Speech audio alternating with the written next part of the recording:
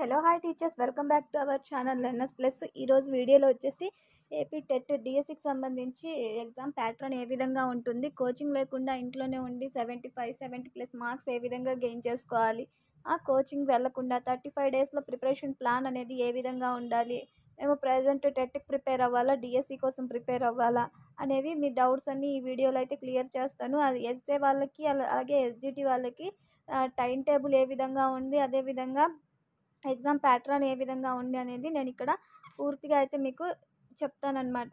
ఈ వీడియో కానీ మీకు నచ్చినట్లయితే వీడియోకి తప్పకుండా ఒక లైక్ అయితే చేయండి. వీడియోలోకి అయితే వెళ్ళిపోయే ముందు ఒక చిన్న ఇన్ఫర్మేషన్. ఈ రోజు నుంచి అయితే మనకు అప్లికేషన్ అలాగే ఫీ డేట్ అనేది స్టార్ట్ అయిపోయింది. 12/2/2022 నుంచి 2024 వరకు అయితే మనకు డేట్స్ తప్పు చెప్పాను. ఇయర్ 2024 నుంచి అయితే 2024 ఈ మంత్ 2024 వరకు అయితే మనకు ఎగ్జామ్ ఫీ అనేది కట్టుకునే ఛాన్స్ అయితే ఉంది. 22 వరకు అయితే అప్లికేషన్ అనేది చేసుకోవచ్చు ఈ రోజు నుంచి. సో ఇంకా అప్లికేషన్ లాస్ట్ మేము రాసిన టెట్ హాల్ టికెట్ మర్చిపోయాము అనుకున్న వాళ్ళు ఏం చేయాలి అంటే వాళ్ళకి ఎలాంటి వెబ్సైట్లోనే ఇస్తారండి. వెబ్సైట్లో ఎలాంటివి ఇవ్వలేదు. సో మీరు కొంచెం వెయిట్ చేయండి అప్లికేషన్ వేయడానికి, ఒక 1 వీక్ అలా. ఎందుకంటే మనకు ఇచ్చే ఛాన్స్ అయితే ఉండొచ్చు. ఒకవేళ మీకు చాలా మార్క్స్ వచ్చి దాన్ని మీరు మర్చిపోయి ఉంటే మాత్రం మీరు ఇప్పుడు నో అనే ఆప్షన్స్ చూస్ చేసుకొని మీరు అక్కడ అప్లికేషన్ ఇచ్చారంటే నెక్స్ట్ టైము మీకు ఒకవేళ మీరు క్వాలిఫై అవ్వకపోయినా కూడా ఇది అనేది తీసుకోదు. ఇది మీరు మర్చిపోయి ఉంటారు కాబట్టి మెయిన్ ఇప్పుడు మీరు రాసిన దాన్ని అది తీసుకుంటుంది, డిస్క్వాలిఫై చేసేస్తుంది. అందుకనేసి మీరు ఏం చేస్తారంటే వెయిట్ చేయండి. వెయిట్ చేసి తర్వాత చూడండి 1 వీక్ తర్వాత వాళ్ళు ఏమన్నా ఆప్షన్ ఇస్తారా ఫర్దర్గా ఏం చేయాలనేసి. నో అనే ఆప్షన్ మీరు పెట్టేశారంటే మాత్రం ఈసారి ఈ టెట్లో ఒకవేళ ఎన్ని మార్క్స్ వచ్చాయో అదే తీసుకుంటుంది. ఒకవేళ మీరు first previous hall ticket number ఇచ్చినట్లయితే దాన్ని తీసుకునేది, మీకు తక్కువ వచ్చినా కూడా దాన్ని కన్సిడర్ చేస్తుంది. ఇప్పుడు మీరు ఎలాంటి నెంబర్ ఇవ్వరు కాబట్టి అది వచ్చేసి ప్రజెంట్ ఉన్న దాన్నే కన్సిడర్ చేస్తుంది అన్నమాట. సో అది కొంచెం ఆలోచించుకొని దృష్టిలో పెట్టుకొని మీరు ఎగ్జామ్ ఫీ అనే అప్లికేషన్ అనేది పెట్టుకోండి. తప్పులేం పెట్టుకోవద్దు. ఎడిటింగ్ అనేది మళ్ళీ ఎడిటింగ్ చేసుకోవాలంటే మళ్ళీ 750 రూపీస్ అయితే చెల్లించాల్సి వస్తుంది. ఇంకా ఏమైనా డౌట్స్ ఉంటే నాకు కమెంట్ సెక్షన్లో కమెంట్ అయితే చేయండి. ఇంకా నేను SGT pattern, SA exam pattern డిఎస్సికి సంబంధించి ఏ విధంగా ఉంటుందో ఇక్కడ క్లియర్గా ఎక్స్ప్లెయిన్ చేస్తాను. డిఎస్సి వల్ల ఎస్జిటి ప్యాటర్న్ చూసుకుని ఎస్జిటికి డిఎస్సి ఎగ్జామ్ ప్యాటర్న్ ఏ విధంగా ఉంటుందో చూసుకుందాము. దానికంటే ముందు ఎవరైతే టెట్కి అప్లై చేస్తారో 90 అబవ్ అంటే క్వాలిఫై అయిన ప్రతి ఒక్కరు డిఎస్సి మీద కాన్సన్ట్రేట్ అయితే చేయండి. డిఎస్సి మీద కాన్సన్ట్రేషన్ అయితే చెయ్యండి. 90 అని కాదు, మామూలుగా మీరు ఒకవేళ క్వాలిఫై అయ్యి ఉంటే మీ దగ్గర ప్రీవియస్ హాల్ టికెట్స్ ఉండుంటే మీరు డిఎస్సి కోసం అయితే ప్రిపేర్ అవ్వండి. ఎందుకంటే మనం డిఎస్సిలో ప్రిపేర్ అయ్యేది ఎక్కువ వచ్చేది మనకు పిఐ ఒకటి, అదేవిధంగా జీకే అండ్ కరెంట్ అఫైర్స్ మాత్రమే ఎక్కువ ఉంటాయి. మిగిలిన సబ్జెక్ట్స్ అన్నీ ఒకటే ఉంటాయి. సైకాలజీలో మాత్రం కొంచెం చేంజ్ అప్ టు లెవెల్ వరకు ఇస్తాడంటే కొంచెం పెంచి ఇస్తాడు. దాని కాఠిన్యత సైకాలజీ కూడా ఉంటుంది అక్కడ. మనం మిగిలిన టెట్కి ఏదైతే చదువుతామో అదే ఉంటుంది. బట్ దీని టాపిక్స్ తీసుకునేసరికి 10th వరకు ఇస్తాడు. అప్ టు కాఠిన్యత లెవెల్ వచ్చేసి డిఎస్సికి 10th వరకు అయితే ఇవ్వడం జరుగుతుంది. కొంచెం డెప్త్ అనేది పెంచి ఇవ్వడం జరుగుతుంది. సో ప్రతి ఒక్కరు క్వాలిఫై అయిన ప్రతి ఒక్కరు మీ దగ్గర హాల్ టికెట్ నెంబర్స్ లేదా ప్రీవియస్ మార్క్స్ మెమోస్ ఉండుంటే మీరు ఈసారి టెట్కి అప్లై చేసుకోవాలి అనుకుంటే మాత్రం అవి పెట్టి అప్లై చేసుకోవాలనుకుంటే మీరు డిఎస్సికి అయితే ప్రిపేర్ అవ్వండి. టెట్ జస్ట్ మేము రాసాము, అప్లై చేసాము, మేము రాసొచ్చాము అన్నట్టు ఉండండి. లేదు మా దగ్గర హాల్ టికెట్ పోయింది, మా దగ్గర టెట్కి సంబంధించి ఎలాంటిది లేదు అనుకుంటే మాత్రం మీరు ఏం చేస్తారంటే మీరు నో అనే ఆప్షన్ సెలెక్ట్ చేసుకున్నప్పుడు టెట్కు డెప్త్గా టెట్ కోసం అయితే ప్రిపేర్ అవ్వండి. టెట్లో మీరు స్కోర్ చేసింది మీకు ఇక్కడ 20% వెయిటేజ్ అయితే ఉంటుంది. ఇదన్నమాట. ఇప్పుడు మనము ఇక్కడ ఎస్జిటి వాళ్ళ ఎగ్జామ్ ప్యాటర్న్ మనం చూసుకున్నట్లయితే జీకే మరియు కరెంట్ అఫైర్స్ వచ్చేసి 10 మార్క్స్కి ఉంటుంది. ఈ 10 మార్క్స్ వచ్చేసి 20 క్వశ్చన్స్. ఇక్కడ వచ్చేసి మనకు ఒక్కొక్క క్వశ్చన్కి హాఫ్ మార్క్ అయితే ఉంటుందన్నమాట. మైనస్ మార్క్స్ లాంటివి లేవు మనకు. విద్యా దృక్పథాలు పర్స్పెక్టివ్ ఎడ్యుకేషన్లో వచ్చేసి 5 మార్క్స్ 10 క్వశ్చన్స్ అయితే ఉంటాయి. సైకాలజీ వచ్చేసి 5 మార్క్స్ 10 క్వశ్చన్స్ ఉంటాయి. అదేవిధంగా తెలుగు 9 మార్క్స్‌కి 18 క్వశ్చన్స్, మెథడ్స్ వచ్చేసి 3 మార్క్స్ 6 క్వశ్చన్స్, అలాగే ఇంగ్లీషు, మ్యాథ్స్, అలాగే సైన్స్, సోషల్ కూడా ఈవీఎస్‌ని ఇక్కడ సైన్స్, సోషల్‌గా తీసుకుంటారు. సేమ్ అన్నీ కూడా 9 మార్క్స్‌కి ఉంటాయి. 18 క్వశ్చన్స్ ఉంటాయి. వీటికి సంబంధించి మెథడ్స్‌కి వచ్చేసరికి మెథడ్స్ కూడా 3 మార్క్స్‌కి ఉంటాయి. మొత్తం 6 క్వశ్చన్స్ అయితే ఉంటాయి. టోటల్‌గా మనకొచ్చేసరికి 80 మార్క్స్‌కి ఎగ్జామ్ అయితే కండక్ట్ చేయడం జరుగుతుంది. మొత్తం 160 క్వశ్చన్స్ అయితే ఉండడం జరుగుతుంది.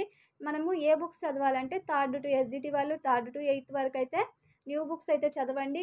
దీని రిలేటివిటీ టాపిక్స్ ఏవైతే ఉంటాయో అవి 10th ప్రెజెంట్ ఉన్న 9th, 10th టెక్స్ట్ బుక్స్ అయితే ఎలాంటి చేంజ్ లేదు కాబట్టి వీటికి సంబంధించి 9th, 10th అప్ టు ఇప్పుడు ప్రెజెంట్ మీరు ఈ టాపిక్‌లో రిలేటెడ్‌గా ఉన్న టాపిక్స్ వైస్ దాంట్లో ఒకసారి చూడండి. డెప్త్ ఇస్తాడనమాట. టెట్‌కి ఈజీగా ఉన్న బిట్ డీఎస్సీకి కన్‌ఫ్యూజ్ చేస్తూ కొంచెం డెప్త్ పెంచి ఇవ్వడం అయితే జరుగుతుంది. దీని టైమ్ టేబుల్ ఏ విధంగా వేసుకుంటారంటే మీరు ఇప్పుడు మనకు 10 marks GK and current affairs కాబట్టి మీరు దీన్ని జీకేకి అదేవిధంగా ఈ మూడిటికి కలిపి GK, current affairs and class room implication ఉంది కదా, ఈ మూడిటికి కలిపి 3 అవర్స్ వేసుకోండి. అంటే ఒక్కొక్క సబ్జెక్ట్కి 1.5 అవర్ 1.5 అవర్ లెక్కన వేసుకోండి. సో మీకు ఏది ఈజీగా ఉంటే అది, అంటే ఇప్పుడు కరెంట్ అఫైర్స్కి 1 అవరు, లేకపోతే పర్స్పెక్టివ్ ఎడ్యుకేషన్కి 1 అవరు, సైకాలజీకి ఒక 1 అవరు, లేదా మీకు ఇంకా కష్టంగా ఉంది డెప్త్ పెంచాలి అనుకుంటే మీరు మీ టైం టేబుల్ అనేది 10 అవర్స్ అనేది ఉండాలి. ఎర్లీ మార్నింగ్ 4 నుంచి స్టార్ట్ చేయండి. చాలామంది 3 నుంచి 2 నుంచి అలా స్టార్ట్ చేస్తూ ఉంటారు. 3 నుంచి ఇలా స్టార్ట్ చేసినా కూడా మీ బ్రెయిన్కి నిద్ర వస్తూ ఉంటుంది. మీకేం అర్థం కాదు. నైట్ ఎప్పుడో 12కి పడుకొని మధ్యలో 3, 2కి లేచి చదవడం అంటే అది అంత ఈజీ కాదనమాట. సో మీరు 4కి లేచి నైట్ వచ్చేసి మీరు మీ ప్రిపరేషన్ అనేది 10కి స్టాప్ చేసేసేయండి. చాలా వరకు 12 అలా చదువుతూ ఉంటారు. అంత చదివినా కూడా మీకేం గుర్తుండదు. ఇక్కడ 4 o'clock లేచేసి మీరు 10 వరకు అయితే మీ ప్రిపరేషన్ అనేది ప్లాన్ చేసుకోండి. నైట్ 10కి ఎండ్ అయ్యేటట్లు. మధ్యలో మీ వర్క్స్ ఏమన్నా ఉంటే అప్పుడు 4 to 6 వరకు అయితే ఇంగ్లీష్ చదువుకోండి. నేనైతే సజెస్ట్ చేస్తాను ఇంగ్లీష్, ఎందుకంటే ఇంగ్లీష్ మనకు చాలా మార్క్స్ తక్కువ వస్తుంది. అందుకని 4 to 6 వరకు ఇంగ్లీష్ అయితే ప్రాక్టీస్ చేయండి. గ్రామరు, అదేవిధంగా దాని కంటెంట్ అవంతా. నెక్స్ట్ వచ్చేసి ఇదనమాట. ఇంగ్లీష్‌కి ఒక 2 అవర్స్ అనేది కంటెంట్ అన్నిటి కూడా 2 అవర్స్, మెథడాలజీకి ఒక 1 అవర్ వేసుకోండి. మొత్తంగా మనకు ఒక 10 to 11 అవర్స్ మీకు ఎలా కన్వీనియంట్గా ఉంటే టైం టేబుల్ అనేది ఒక 10 అవర్స్లో మొత్తము టైం అనేది సెట్ చేసుకోండి. చదవడానికి మధ్యలో మీ బ్రేక్స్ అన్ని తీసేసి చదవడానికే 10 అవర్స్ అనేవి ప్లాన్ చేసుకోండి. మ్యాథ్స్ అనేది ఆఫ్టర్నూన్ టైంలో లంచ్ చేస్తాం కదా, ఆ టైంలో ఒక 2 అవర్స్ అనేది మ్యాథ్స్కి కేటాయించండి. ఎందుకంటే ఆ టైంలో మనం ఫుల్గా తినేసి ఉంటాం కాబట్టి నిద్ర వచ్చే ఛాన్స్ ఉంటుంది. సో మీరు రాయడం వల్ల, మ్యాథ్స్ అనేది చేయడం వల్ల ఇంట్రెస్ట్ పెరిగి నిద్ర రాకపోవడానికి ఛాన్స్ అనేది ఎక్కువగా ఉంటుందన్నమాట.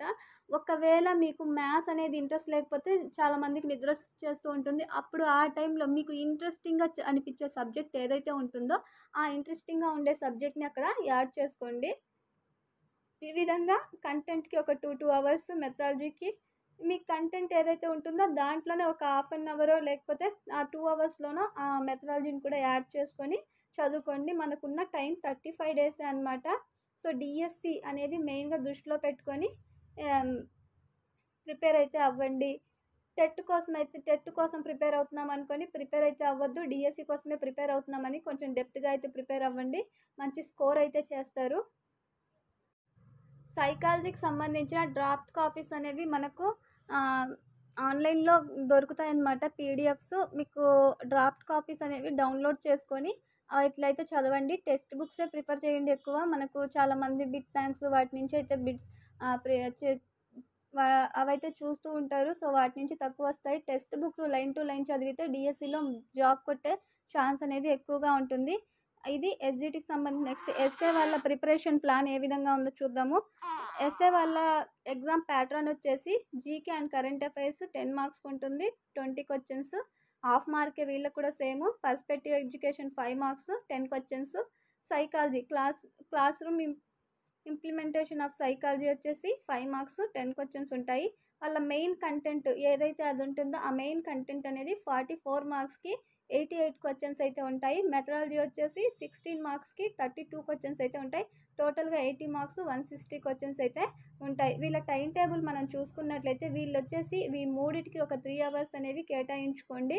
ఈ రెండిటికి కలిపి ఒక 7 అవర్స్ అనేవి టోటల్‌గా 10 అవర్స్ అనేది ప్రిపరేషన్ ప్లాన్ చేసుకోండి. మీ మెయిన్ కంటెంట్‌కి మీరు ఎక్కువగా 6 అవర్స్ లేదా 5 అవర్స్ అనేది కేటాయించి మెథడాలజీకి ఒక 2 అవర్స్ అనేది కేటాయించుకోండి. లేదా మీకు ఇంకా వీటిలో ఏది మనకు టఫ్‌గా అనిపిస్తుందో వాటికైతే మీరు టైం అనేది సెట్ చేసుకొని నిదానంగా ప్రిపేర్ అవ్వండి. టైం టేబుల్ అనేది వ్యక్తిగతంగా వేసుకోవాలన్నమాట. ఎవరో టైం టేబుల్ ఈ పలానా టయానికి పలానా చదవమన్నారనేసి గుడ్డిగా చదివేస్తే మనకు అవి మైండ్‌కి ఎక్కవు. టైం టేబుల్ అనేది ఎన్ని గంటలు చదవాలనేది ఎవరైనా చెప్తారు కానీ ఎంత ఏ టైంకి చదవాలి, ఏది చదవాలనేది అది మీ ఇష్టాన్ని, మీ అభిరుచిని బట్టి ఉంటుందన్నమాట.